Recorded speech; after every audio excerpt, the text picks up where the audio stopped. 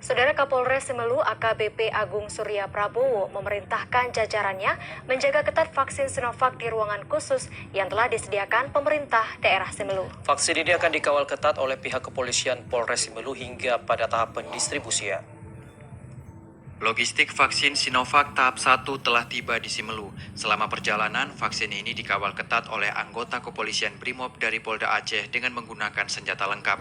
Setibanya di Pelabuhan Sinabang, Kapolres Semelu AKBP Agung Surya Prabowo langsung mengerahkan sebanyak 33 personilnya untuk melaksanakan pengamanan dan pengawalan hingga ke lokasi penyimpanan. Kabak OBS Polres Semelu AKP Arifin Bernard Tampu Bolon SH menjelaskan, jumlah vaksin yang diamankan Polres Semelu sebanyak 1.315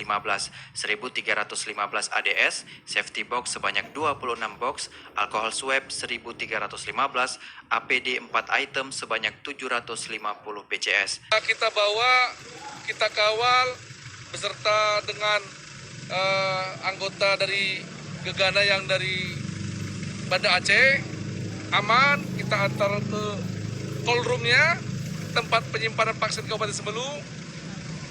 Kemudian kita jaga. Diperkirakan vaksin Sinovac akan didistribusikan ke puskesmas atau tempat pelaksanaan vaksinasi 2 hingga 3 hari mendatang. Dari Semelu, Kadri Amin, TVRI melaporkan. Petugas gabungan